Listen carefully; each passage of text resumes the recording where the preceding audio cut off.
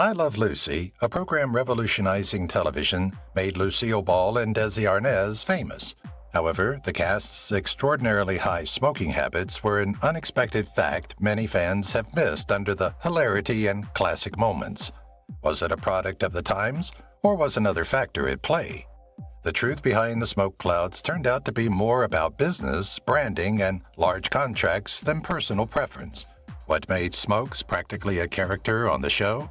Watch as we reveal the surprising causes behind the I Love Lucy cast's frequent illumination. Larry Lopez origins. The character Desi Arnaz would play in I Love Lucy was initially intended to be named Larry Lopez rather than Ricky Ricardo. Now it sounds strange, doesn't it? Producers at the time believed that Larry and Lucy would form a cute, catchy couple. However, they quickly concluded that the alliteration was far too corny and unmemorable. Desi's true Cuban ancestry was much more appropriate for a name like Ricky Ricardo, giving him a genuine, endearing authenticity that Larry Lopez could never achieve. Lucy and Larry might never have developed into the renowned television team they are today if the show had stayed true to its original idea. It's a minor but significant shift that shaped TV history. Desi once joked about how he and Larry Lopez would have ended up doing canned bean radio ads rather than appearing in America's most popular sitcom. The show gained spirit from the name change, which was more than a clever move. It's one of the most behind-the-scenes turns that demonstrates how seemingly insignificant choices may have a lasting impact on popular culture. Foley versus Vance. Fred and Ethel were the most popular nosy neighbors on TV. Off-screen, complete catastrophe. Vivian Vance and William Frawley loved each other as much as cats love bathtubs. They were always at odds on set because they were over 20 years apart in age. Vance's remarks about him being old and out of shape were said to have made Frawley hate him. In the meantime, Vance believed Frawley to be a washed-up has-been and wasn't hesitant to express it, sometimes even in front of others. The rest of the cast hardly noticed when they heard them verbally sparring backstage because their scathing remarks had become commonplace. Everyone didn't realize how genuine the tension was until years after I Love Lucy ended. Ironically, their arguments gave their scenes together an odd energy that made Fred and Ethel seem even more like a quarreling old married couple. Their mutual disdain may have been TV magic, strangely. The interesting twist is that Vance rejected CBS's proposal for a Fred and Ethel spinoff because she couldn't bear to work with Frawley any longer. Lucille's true hair. The distinctive fire engine red hair of Lucille Ball may be well known, but guess what? It was anything but natural. Lucille had brown hair from birth. To win those iconic girl next door roles, she bleached her hair blonde when she first got to Hollywood. However, everything changed when she filmed Dewberry Was a Lady in 1942. Lucille responded, "Why not?" when a stylist recommended that she change into a vivid, striking red, which was out of the ordinary at the time. That choice permanently solidified her reputation in addition to altering her career. Fans hesitated to accept that she wasn't a natural redhead since her distinctive hair became closely associated with her persona. Interestingly, Lucille kept her gorgeous color with a highly particular henna treatment and a special hairstylist who kept the formula a family secret. She used to quip that audiences might no longer recognize her if she stopped coloring her hair. In addition to being a fashion statement, the striking red represents her fiery personality, comedic timing, and unique position in Hollywood history. I Love Lucy might have looked and felt quite different without that red hair. 300 live audience. Filming I Love Lucy was more than a routine studio session. Each week was a Broadway production. Each episode was filmed in front of approximately 300 spectators in a live studio setting. The studio was filled with genuine gasps, laughing, and applause from the pilot to the last curtain call. The fantastic part is that most sequences were completed in a single take. In particular, Lucille Ball flourished on the enthusiasm of the audience. Desi Arnaz once disclosed that Lucy performed better in front of actual people, as if she required the immediate affirmation to feed her creative talent. Even the crew had to suppress their laughter behind the scenes at points because the vibe was so intense. Bloopers and reshoots were uncommon because everything was shot live. The audience participates in the enchantment because every laugh is heartfelt. This arrangement paved the way for the current sitcom format. It was more than a performance, it was an event in front of everyone's eyes in real time. Theme song lyrics. The I Love Lucy theme music is a sleep aid for most fans. However, did you realize the lyrics are audible in one of the episodes? It takes place during Lucy's last birthday, and it's the only time the words have been performed out loud in the whole series. I love Lucy and she loves me is heartwarming. We're as content as two people can be. Hearing those lyrics somehow makes the show feel even more intimate and sincere. Sometimes we fight, but then we love making up again. Despite their wacky misadventures, it's like looking into Ricky's soul and demonstrating how much he loved Lucy. Why weren't the lyrics typically used? According to the producers, the music was so memorable that it didn't need words to be added every week. However, a small love letter concealed in a birthday show was an extra treat for viewers because of this unique moment. You don't listen to the theme music in the same manner after hearing those endearing lyrics, which fans still discuss today. Desis' steel trap mind. Fumbled sequences and lost lines are common in the TV industry, but not for Desi Arnaz. Staff said that Desi's memory was like a steel trap. He can memorize a script after reading it just once. Desi would be drinking coffee and making jokes while the rest of the cast and crew practiced and made notes in the margins. Sure, he had it down. He wasn't bluffing either. Desi hardly ever missed a line when the cameras were rolling.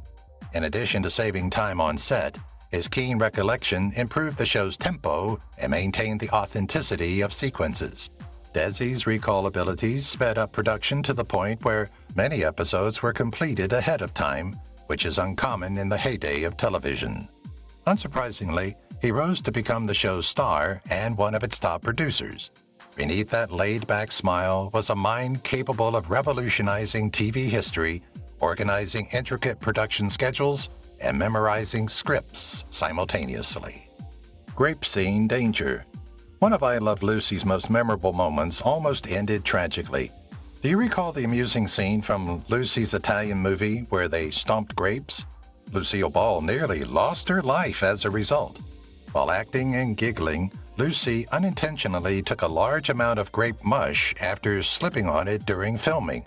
She was genuinely choking in front of the entire cast, crew, and 300 live audience members for a terrifying few seconds.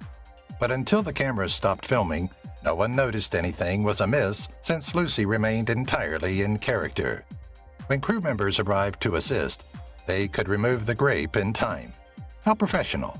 Although that sequence is still regarded as one of her career's most memorable and humorous moments, danger was hidden beneath the laughter. It highlights how much Lucy was prepared to jeopardize everything, including her safety, to get a good laugh. You'll realize there's a crazy backstory when you watch that well-known scene with the grapes being stomped the next time.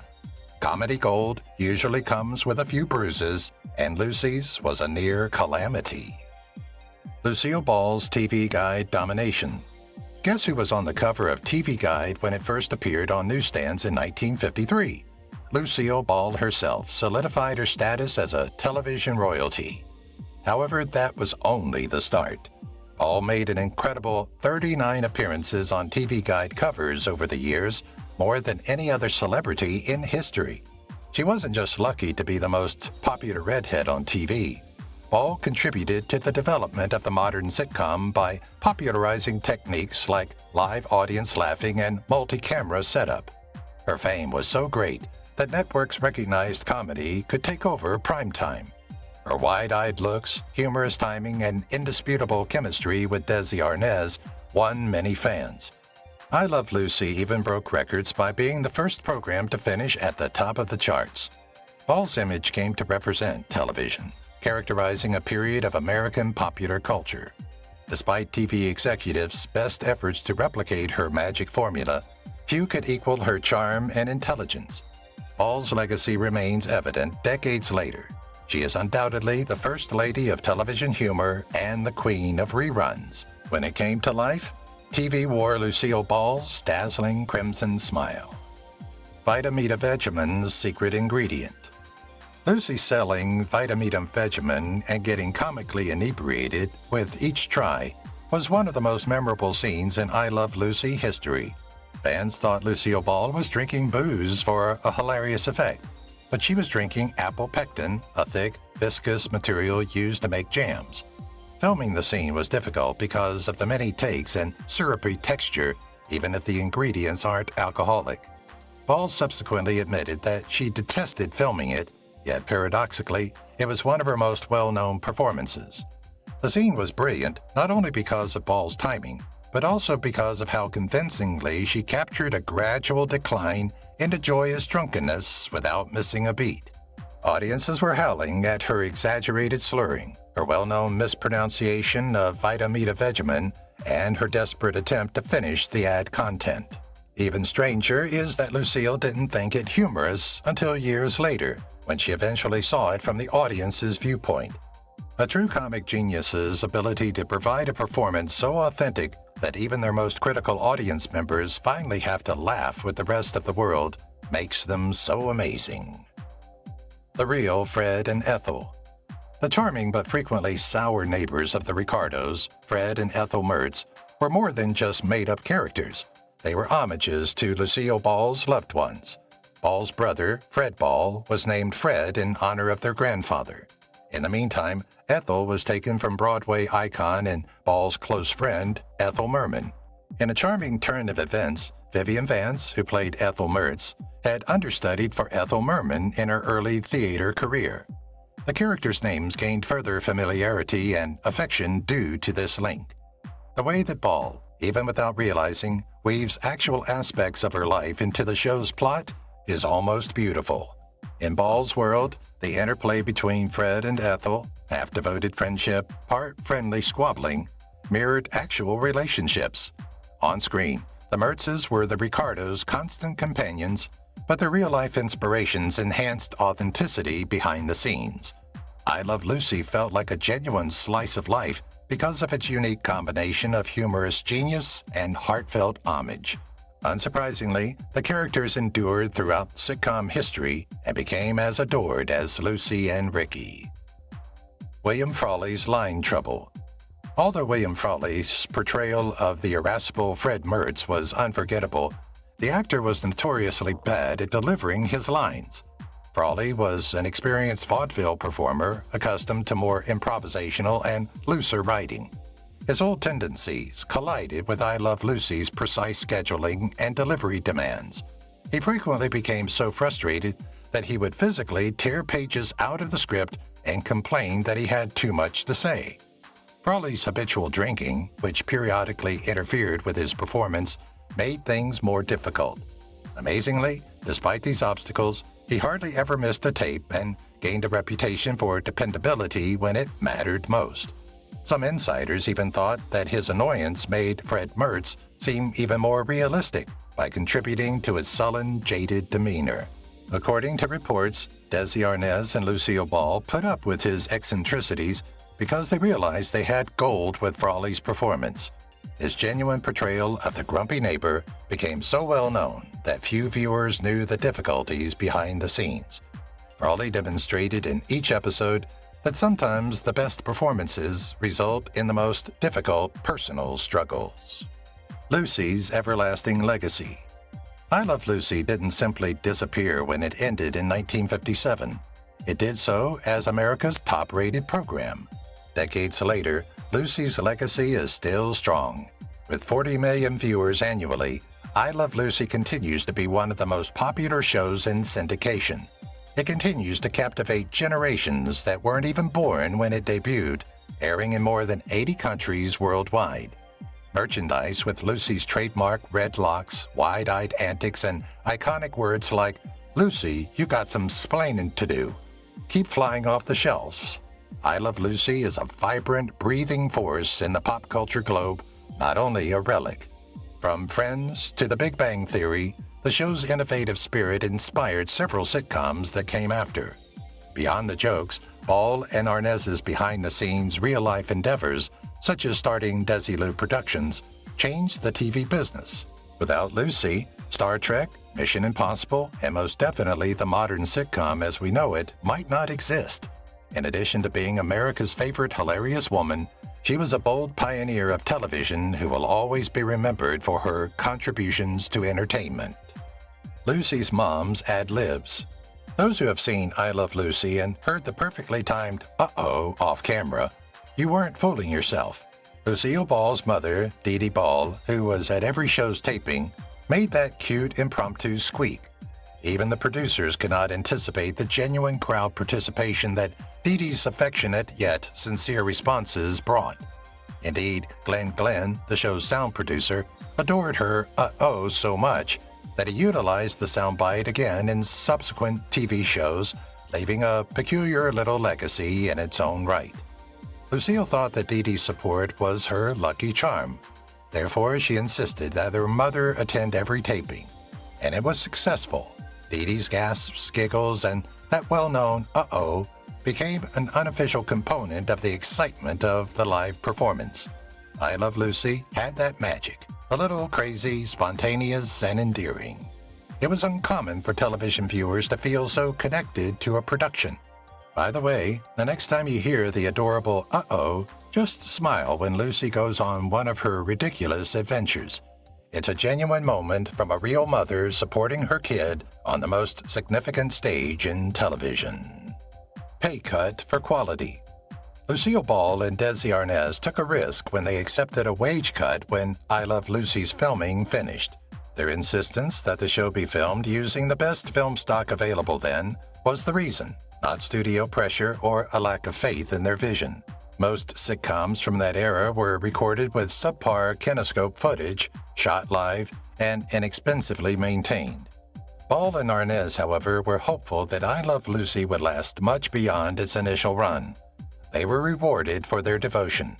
Decades later, the programs are still evident due to the excellent film, which permits unrestricted syndication and global dissemination. It was one of the first instances in TV history where celebrities prioritized creative and technical quality over higher salaries, completely changing the industry. Desi, ever the astute businessman, agreed to keep the episode's ownership rights, which meant that he and Ball made a significant profit afterwards. To put it briefly, their astute, selfless decision permanently altered television. Not only did I Love Lucy create history, but it also made history appear positive despite the passage of time. I Love Lucy Mania. I Love Lucy was more than a television program when it debuted. It was a national phenomenon. During its half-hour run, entire towns appeared to go into pause. Shopkeepers just closed early, knowing that no one would visit anyhow. Television switchboards went eerily dead, and city water levels hardly moved, since no one dared flush a toilet or shower. Broadway even saw a decline in ticket sales. As indispensable as the evening news, Lucy and Ricky were more than fictional characters. They were regular visitors to American living rooms. Around the show, people planned dinner parties. Unbelievably, CBS executives first underestimated the show's potential, failing to recognize that they were dealing with a pop culture phenomenon. And for those 30 minutes each week, the globe seemed much more connected, a little funnier, and a little smaller.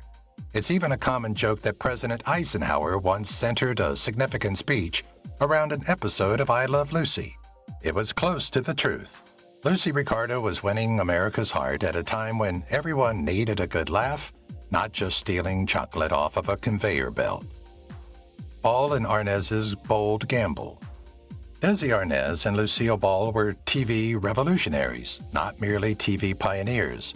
When CBS granted them the chance to make I Love Lucy a reality, one of their main demands was that it be shot in Hollywood on 35mm film rather than the less expensive live format used in New York.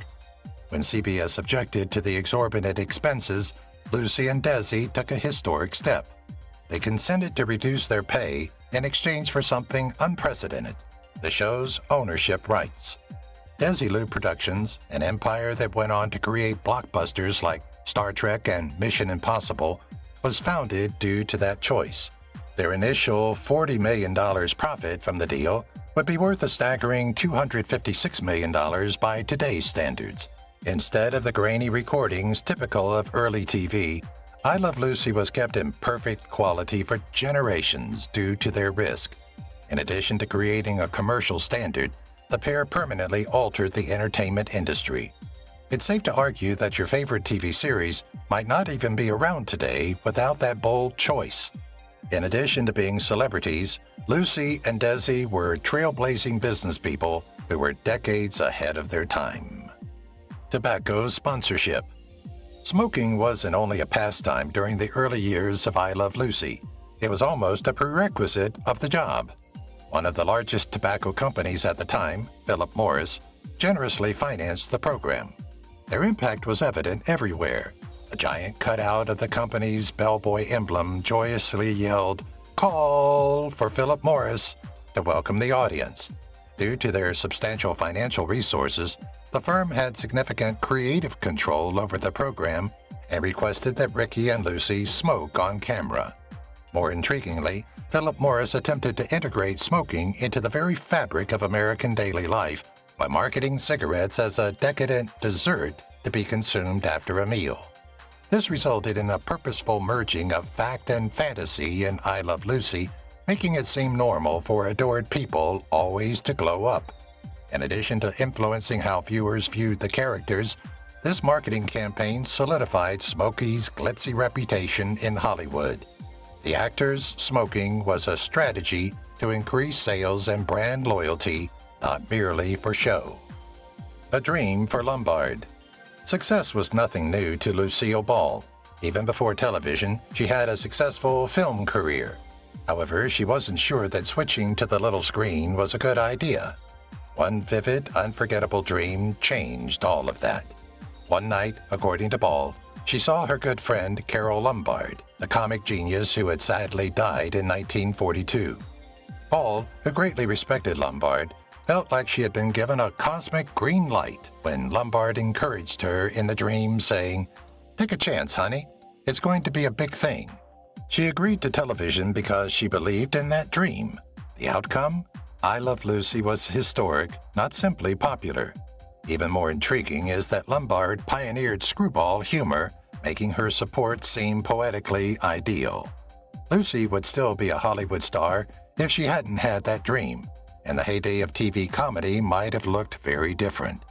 Success sometimes takes more than hard work. In Lucy's case, it took a late-night visit from an old friend and a little magic touch. Only Lucy's jokes allowed. Desi Arnaz's Cuban accent on I Love Lucy became more than simply a cutesy feature. It was a crucial component of the humor on the show. But there was an unwritten rule on set. Desi's accent could only be made fun of by Lucille Ball. Did anyone else try? The audience in the live studio fell silent instantly. Vance naturally understood that Desi's peculiar pronunciations were inappropriate, even if it wasn't stated in any screenplay, unless Lucy, his true love, delivered the joke.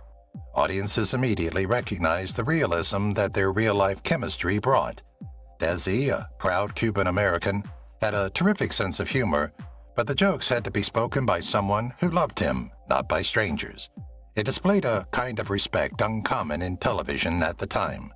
Even the authors made the necessary changes to their screenplays so that Lucy would always be the one making the light-hearted remarks. The couple's relationship was realistic and heartwarming because of their inherent warmth, demonstrating how love, humor, and a little light-hearted banter could brighten American living rooms weekly. The foreign husband battle.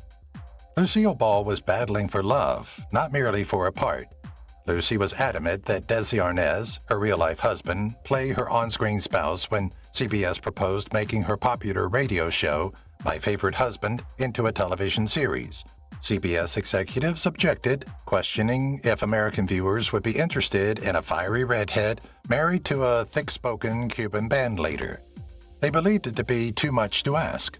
Lucy, however, refused to move on without Desi and stood her ground.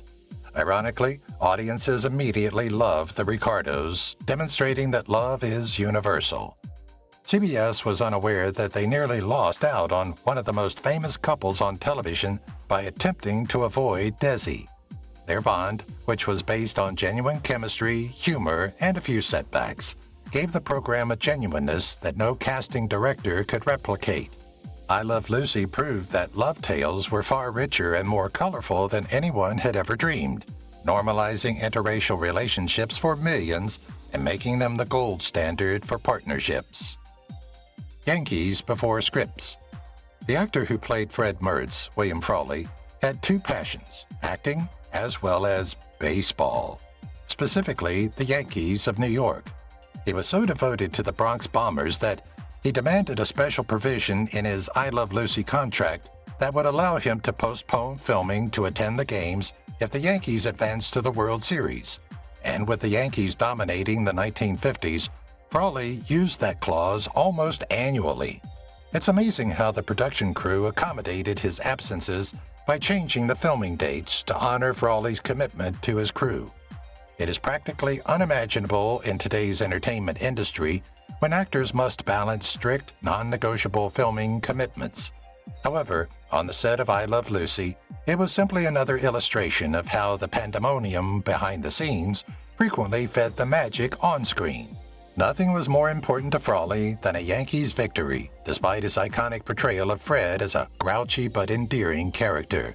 Frawley was, in a way, fulfilling the dream of every fan, juggling a once-in-a-lifetime acting role with never missing an opportunity to see his beloved team compete for a championship. Lucy and Ethel's friendship. Ethel and Lucy were inseparable on film, laughing, plotting, and getting into amusing mischief. However, their friendship had a difficult beginning off-screen. At first, Lucille Ball wondered if the polished stage actress Vivian Vance could portray her somewhat shabby closest friend. Vance was understandably offended by this treatment, and studio bosses even suggested that she put on weight to look more housewifey. However, after filming started, an exceptional occurrence occurred. There was no denying their comic chemistry. The two women developed a sincere, close connection over time. Both were on set, where the pressure to perform was constant, and in the rough-and-tumble world of the 1950s show business, they supported one another. She later remarked that working with Lucille Ball was one of the most joyful moments of Vivian Vance's life. As a result of their genuine connection, Lucy and Ethel's friendship became one of the most recognizable in television history. Ultimately, they were more than simply comedy partners. They were soul sisters, demonstrating that genuine friendship could endure in the cutthroat world of entertainment. Only Foleys Biggest Fan. William Frawley was infamous for acting erratically after drinking too much. In Hollywood, the majority of people would never touch him. Desis was sure that Frawley was the best candidate for the role when it came time to cast Fred Mertz. Desis' audacious choice even caused CBS execs to raise an eyebrow. Desis established an unbreakable rule that Frawley could never be late to safeguard the show. Amazingly, Frawley never missed a beat and always arrived on time for every session, even though he was known for his love of baseball and alcohol. His quick-witted, dry act became iconic, so the gamble paid off. Frawley's rugged appeal wonderfully counterbalanced Lucy and Ricky's colorful mayhem. Fans eventually found it impossible to envision anyone else portraying the endearing yet grumpy landlord. Behind the scenes, he kept things lively with his colorful language and salty quips, often within earshot of laughing staff members. Frawley bucked the odds in a field where a person's reputation may ruin their career instantly. Desis' intuition and Frawley's surprising professionalism made Fred Mertz one of television's first genuinely adored supporting characters. Betting on the underdog can occasionally alter the course of television history. Desis' Emmy Snub. The primary cast of I Love Lucy received praise from critics, but one crucial actor, Desis, was oddly overlooked. Arnaz was never nominated for an Emmy, despite being a creative force behind the scenes and creating the show's lifeblood with his endearing portrayal of Ricky Ricardo.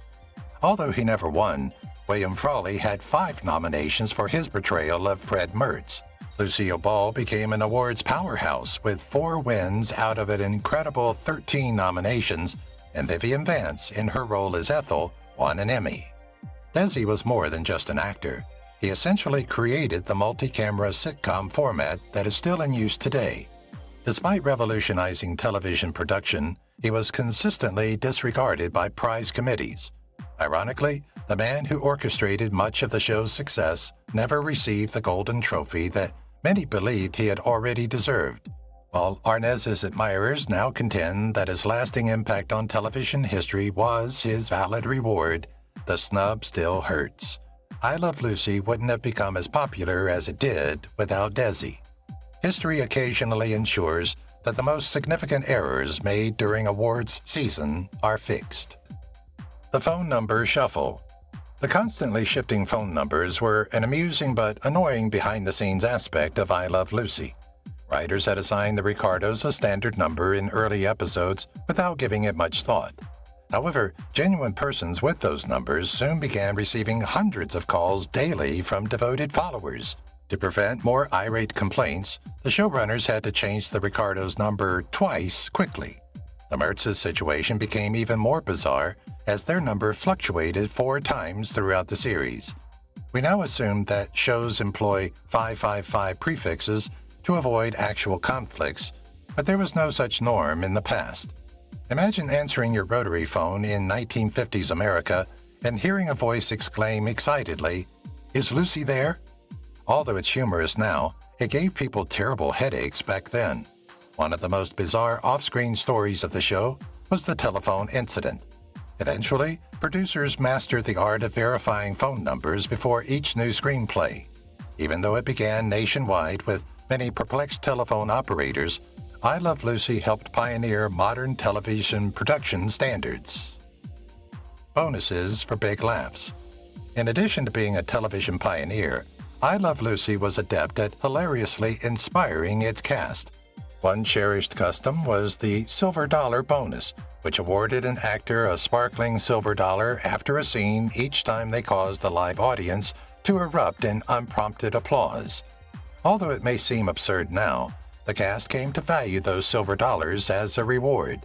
Some used them as a secret scoreboard for bragging rights, while others, like William Frawley, kept them hidden away as good luck charms. It was the highest honor. It had nothing to do with money. The rule maximized the actors' chemistry, improvisations, and comedic timing. Even guest stars joined in for that sweet metallic reward, occasionally transforming insignificant moments into memorable comedy explosions.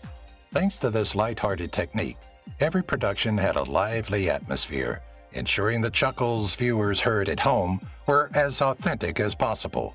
A simple coin created some of the best comedy moments ever seen on television. Desis' mental superpower. It wasn't by chance that Desi Arnaz appeared so effortlessly fluid in I Love Lucy episodes. Instead, it was due to his incredible photographic recall. Arnaz frequently skipped rehearsals and table reads, although most performers need many to perfect their lines. Desis was occupied with managing the business aspect of Desilu Studios' expansion into a television conglomerate, yet he still gave outstanding performances. He only had to read the script once to be able to commit his dialogue and the lines of everyone else around him to memory.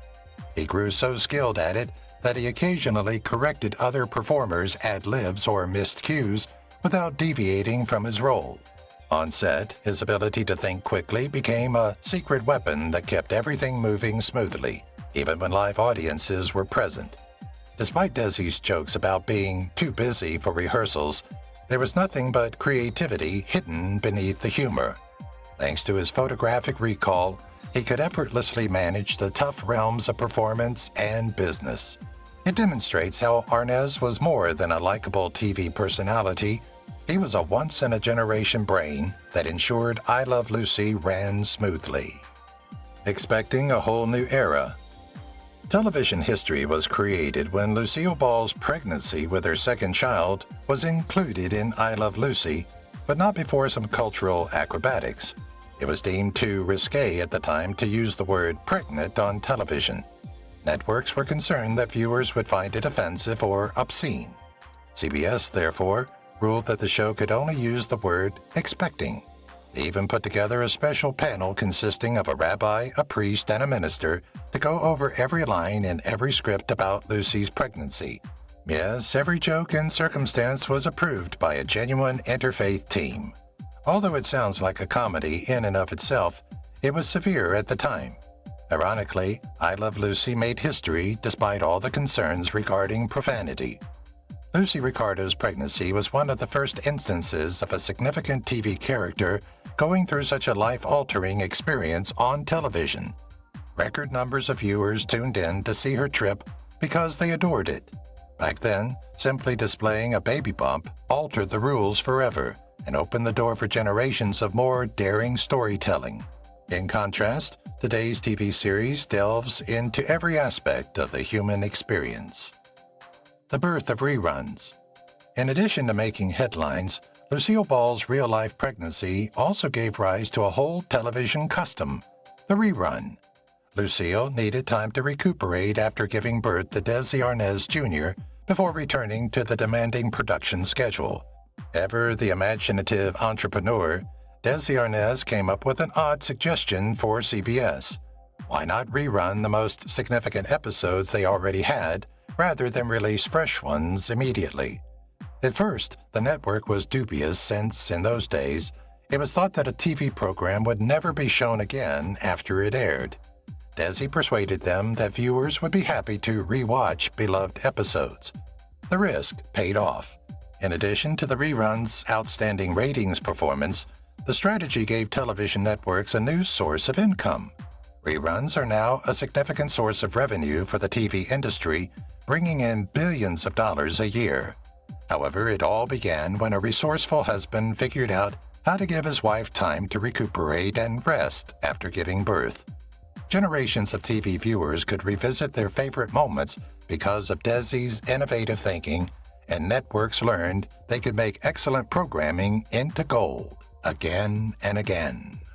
Lucille Ball, business pioneer. In addition to being a brilliant comedian, Lucille Ball was a formidable businesswoman. Ball became the first woman to manage a major TV studio alone when she purchased Desi Arnaz's shares in Desilu Productions following their breakup in the early 1960s. She turned Desilu into a television powerhouse, so she wasn't only filling a void. Programs like Star Trek and Mission Impossible started under her direction. Ball did more than just enter the boardroom. She commanded it in a society where women were hardly permitted. Hollywood was taken aback when she finally sold Desilu in 1967 for an astounding $17 million, around $150 million in today's currency. Ball's astuteness demonstrated that she was more than just a charming woman or a gorgeous face. She was a trailblazer who helped shape the careers of upcoming female executives. Lucy's laughter resulted from a keen mind poised to alter the entertainment business permanently.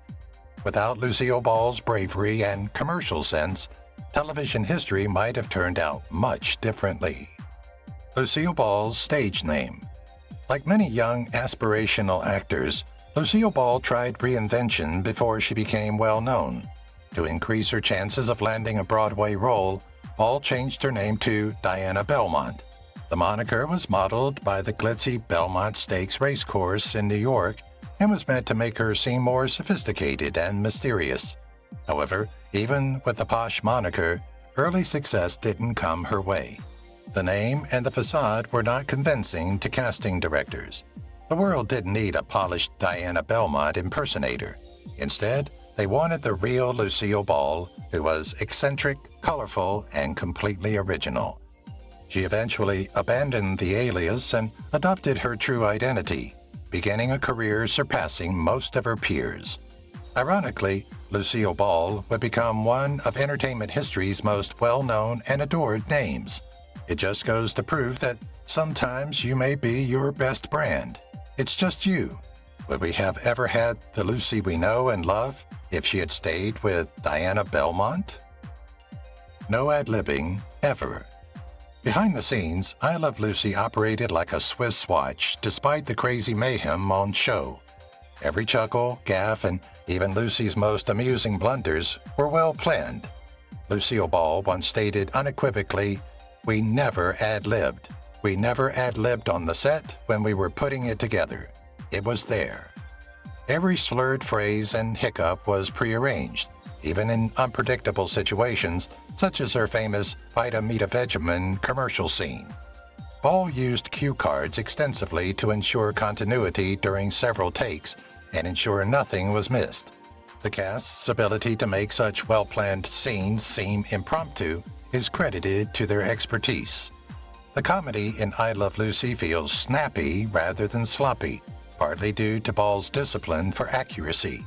Lucy understood that her charm stemmed from complete deliberate control, yet other actresses today thrive on improvisation. The fact that everything went so well only shows the crew's talent behind the scenes. Every single laugh was planned. Mirroring their real lives. Having Lucille Ball and Desi Arnaz portray dazzling versions of themselves seemed straightforward when CBS initially proposed a sitcom starring them. Desi and Lucy, however, didn't believe that would work. Who could identify with a rising Hollywood star and a Cuban band leader living the good life? They demanded something more practical instead. With Lucy Ricardo attempting to break into show business while juggling her daily life, and Ricky Ricardo operating a nightclub, I Love Lucy was conceived. They were brilliant for not playing themselves. I Love Lucy became a cultural phenomenon due to the audience's strong emotional connection to the Ricardos' realistic hardships and victories.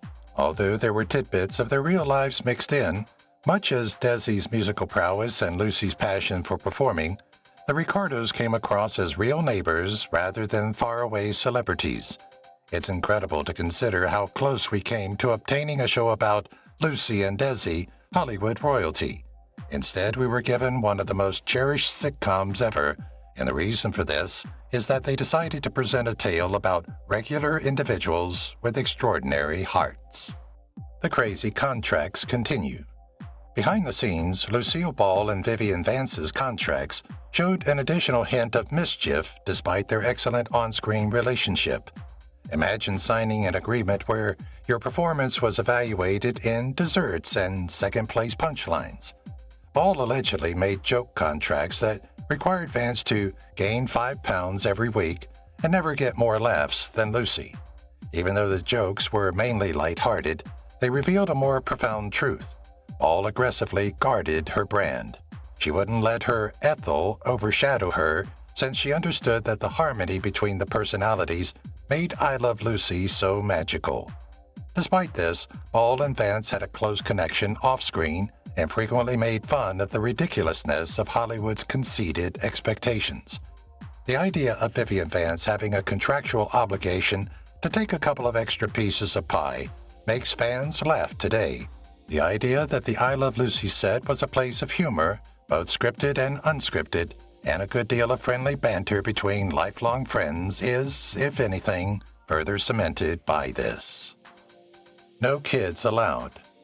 Even though Lucille Ball's real-world family life played a significant role in who she was, she maintained a clear separation from I Love Lucy. Ball consciously chose not to have Lucy and Desi Jr., her children, appear as the show's major protagonists. Ball knew better than many celebrities who want to put their children in the spotlight. She desired for her kids to grow up normally, unburdened by the demands and scrutiny of being famous in Hollywood. Yes, Desi Jr. made a brief but noticeable appearance in the finale, but that was about it. Desi Jr. and Lucy eventually conveyed their appreciation for their mother's choice. Even though the children went on to pursue careers in entertainment, they did so independently, free from the pressure of their parents' fame. It serves as a welcome reminder that Ball put her family's welfare first, despite the hectic world of Hollywood. And truthfully, even more impressive than her 4 Emmys is that not all well-known families handle the spotlights with such elegance. Living a normal life.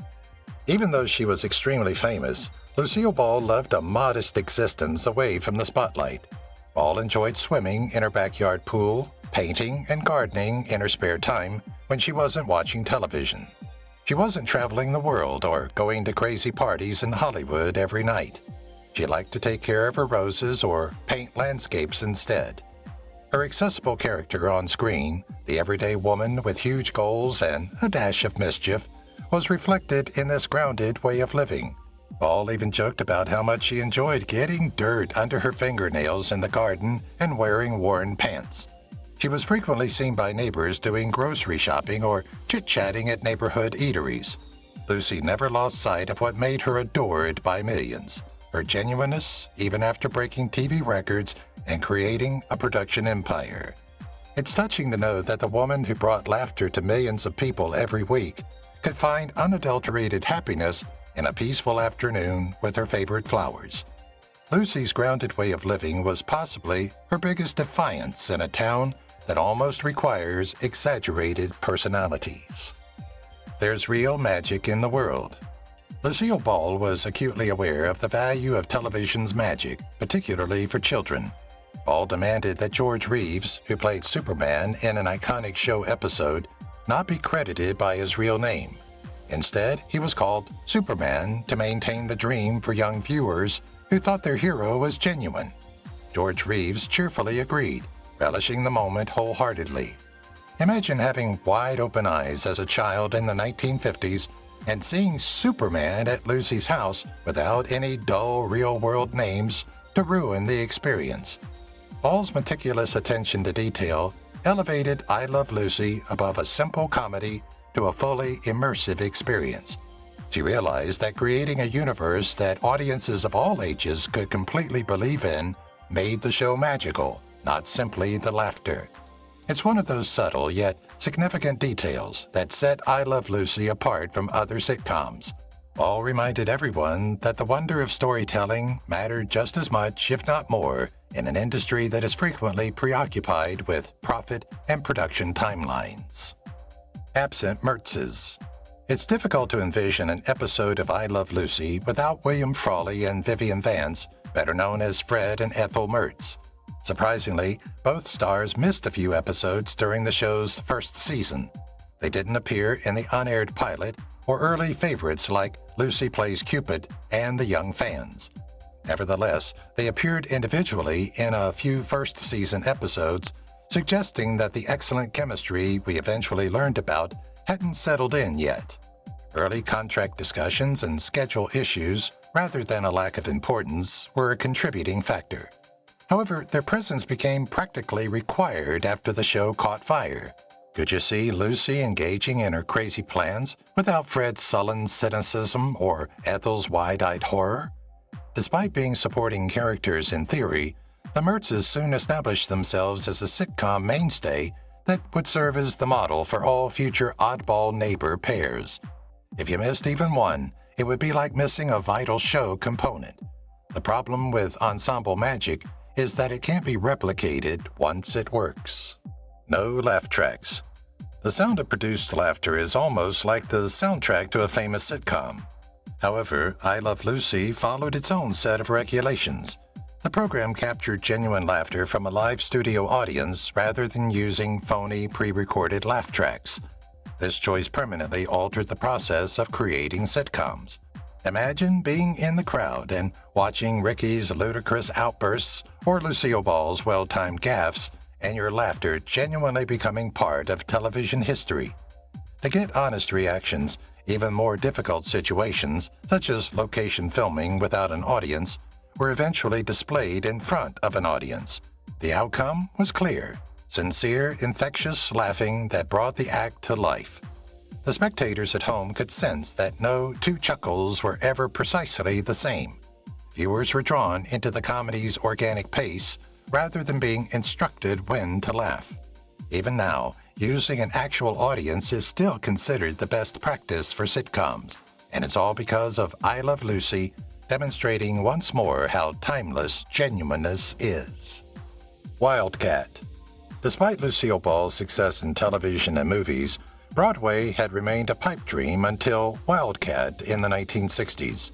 With Ball in the lead role of resolute oil prospector Wildcat Wildy Jackson, it was a daring foray into musical theater.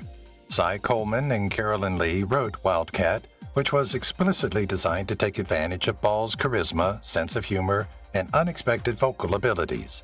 Supported by the contagious enthusiasm of songs like Hey, Look Me Over, which would become a pop standard, The performance debuted to positive reviews and receptive audiences.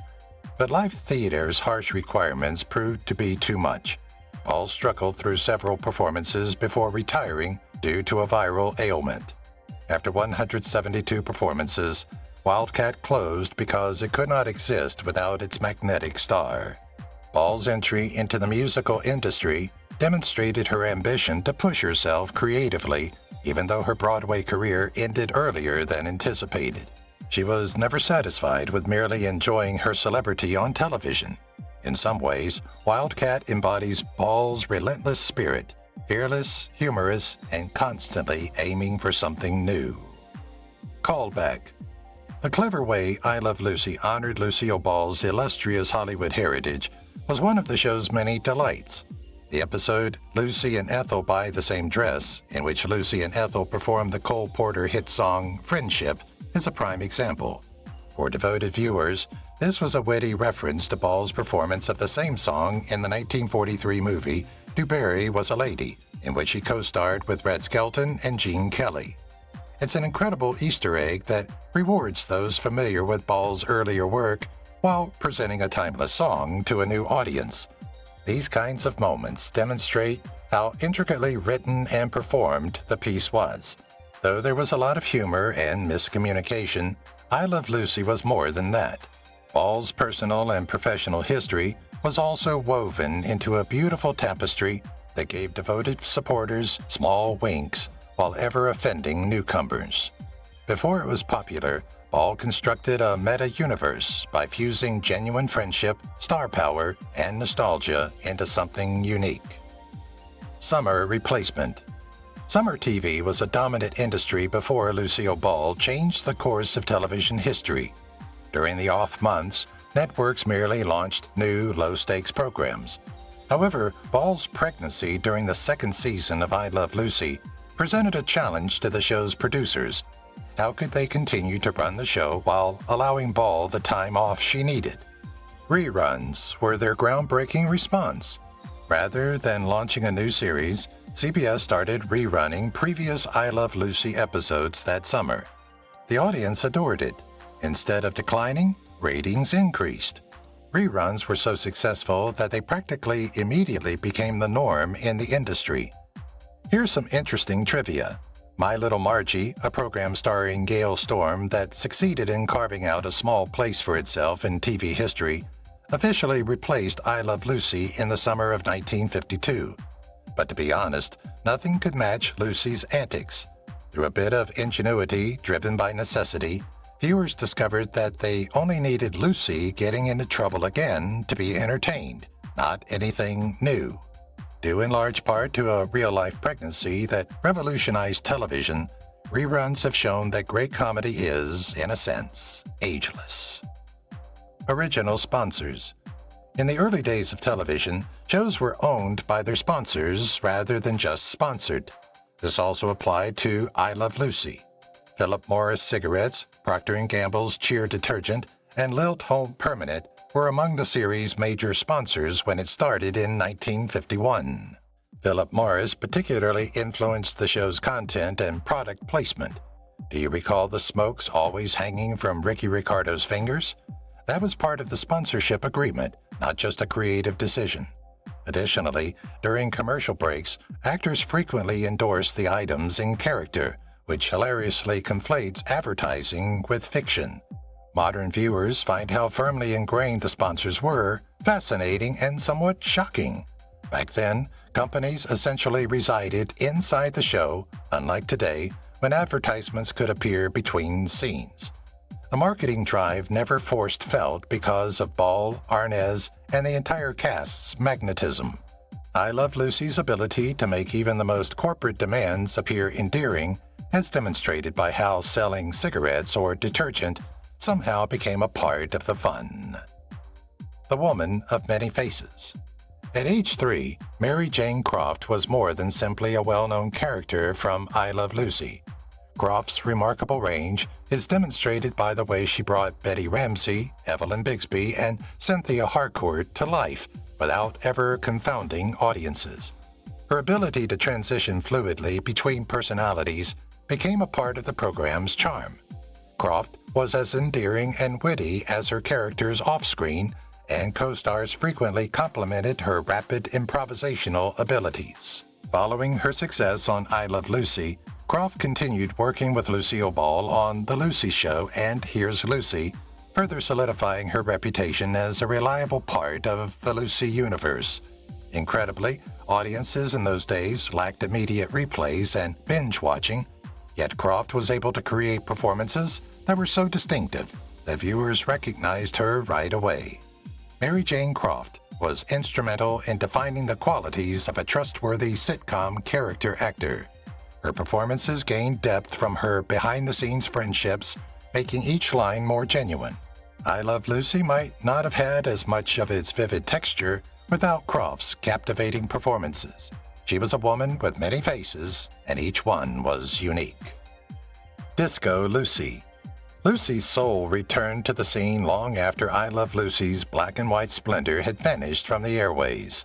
Disco Style, a dance floor remix of the show's famous theme music, Disco Lucy, was produced by the Wilton Place Street Band in 1977. Unexpectedly, it wasn't merely a novelty. Disco Lucy made it into the top 40 and danced its way into the hearts of Americans for a full 7 weeks. Imagine it. Strobe lights, bell-bottoms, sequin shirts, and Lucy and Ricky's light-hearted tunes somewhere amid the disco mania. The song demonstrated how timeless I Love Lucy was by fusing the throbbing energy of the 1970s with the vintage charm of the 1950s. They couldn't help but tap their toes, even if they hadn't seen the original show. Although Lucille Ball wasn't directly involved in this musical renaissance, it's simple to see how her comedic timing would fit nicely with a disco beat. These days, Disco Lucy is one of those oddball, endearing cultural crossovers that make you smile. It's evidence that Lucy Ricardo could delight generations through vinyl records or television screens. America's Favorite. It was more than just a TV event when Lucille Ball's famous character gave birth to little Ricky on I Love Lucy. It was a national sensation.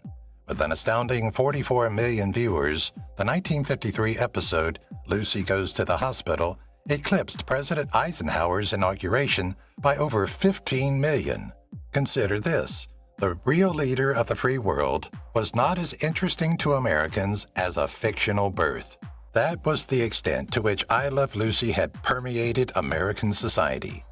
In addition to being an actor, Lucille Ball became a reassuring household name and a representation of humor during the difficult years of the Cold War. Because so many expectant women watched the show, hospitals even reported that their maternity units were quieter during that time. This was more memorable because Lucille's TV plot was reflected in her real-life pregnancy with Desi Arnaz Jr. Lucy broke down barriers by skillfully fusing comedy and family life when it was contentious to even use the term pregnant on television. She won the title of America's Favorite from the hearts and television dials of the public who loved her for it. Lucy's Big Delivery Day is one of the few TV moments ever bringing the country together. Lucy saved Star Trek. Lucille Ball, not a starship captain, saved Star Trek from a near crash on the launch pad before it became a cosmic powerhouse. When Star Trek's first pilot, The Cage, failed, Lucy, who was running Desilu Studios following her divorce from Desi Arnaz, had to make a difficult choice. Lucy pushed on funding a second pilot because she believed the program was about musical performers in space, even though studio executives wanted to reduce their losses. That gamble altered TV history. The Where No Man Has Gone Before edict from NBC paved the way for Spock to lead Star Trek into the modern day. It's almost cosmic how an actress known for her fantastic physical comedy made sure that television's most excellent cerebral sci-fi story was born. Without Lucy's unwavering faith, the world might never have heard the words, "Live long and prosper." With her shows, Lucille Ball made TV gold and established an empire that had a profound impact on galaxies far and wide. Therefore, remember that Lucy's bravery and peculiar miscommunication made it all possible the next time you see the USS Enterprise gliding across the cosmos. now daring to venture where no woman has ventured before. Universal Studios. Lucy Ricardo has an unstoppable impact on everything from theme parks to tiny screens. As Universal Studios Florida opened its doors in 1990, it honored the First Lady of Comedy on television. When Lucy, a Tribute emerged in 1992, it gave viewers a pleasant look inside Lucille Ball's dazzling career. Costumes, screenplays, behind-the-scenes pictures, and unique artifacts honoring Lucy's brilliance were displayed for everyone. Even a live performance with actors reenacting iconic scenes from I Love Lucy took place. Lucy's laughter filled the park for over 20 years, captivating new generations with her pranks. A costumed Lucy impersonator also wandered the streets, entertaining both children and adults with nostalgia.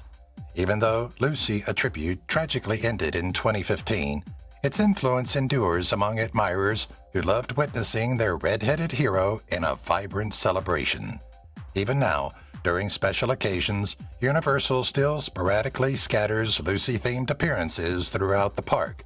There's always space for a bit of slapstick, endearing humor, and a wink from the immortal legend herself, even in a universe full of dinosaurs and superheroes. The Statue. Imagine ordering an homage to the most adored celebrity in your community and creating something that made people shudder. When a statue of local icon Lucille Ball was enthusiastically unveiled in Celeron, New York in 2009, that happened. Sadly, the statue's face appeared scary rather than conveying her warmth and sly smile. Residents soon dubbed it Scary Lucy, and the disparaging sculpture went viral for all the wrong reasons. The internet was overrun with memes, late-night jokes, and even petitions. To make amends, Celeron hired artist Carolyn Palmer to produce a second, much more accurate rendition. Lovely Lucy was launched in 2016 amid tears and applause. Palmer's stunning statue restored civic pride by capturing Lucille Ball's charisma, vitality, and everlasting comedy. Today, tourists swarm Lucille Ball Memorial Park to take photographs with both versions and pay their respects, Beautiful Lucy and the notoriously strange Scary Lucy. It's a great reminder that humor always finds a way, even when things don't go as planned. No one knew how to make a catastrophe into a joke better than Lucy. Therefore, she would have enjoyed the entire situation. Biopic. In 2021, Being the Ricardos gave viewers a behind-the-scenes look at television royalty. The film, which was written and directed by Aaron Sorkin, was a captivating exploration of one of Hollywood's most intriguing collaborations rather than merely another celebrity biopic. Nicole Kidman played the challenging role of Lucille Ball, and Javier Bardem played Desi Arnaz. After the film's premiere, most people believed that Kidman and Bardem embodied their legendary counterparts' essence, if not the precise likeness, despite initial concerns about casting. Instead of repeating episodes of I Love Lucy, the film concentrated on a pivotal production week filled with personal drama, career threats, and controversies. It focused on Lucy's struggle with communist affiliation claims and her complicated relationship with Desi while managing the demands of a popular show. Lucy was a legend because of her quick-witted resiliency, which Sorkin highlighted in his incisive banter. The movie reminded audiences that behind every amusing gaffe and clever one-liner was a fiercely independent woman revolutionizing television.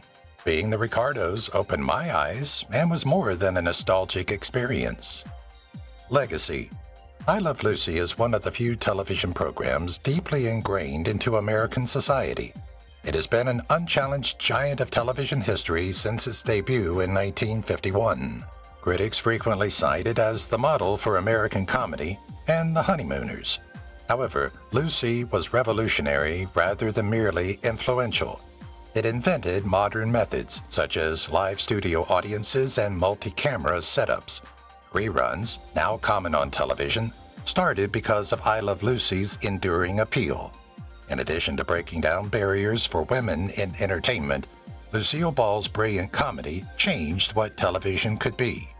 She demonstrated that a show based on humor and heart could unite a nation, and that intelligent physical comedy wasn't exclusively for guys. Lucy has served as an inspiration to several comedians, authors, and performers over the years.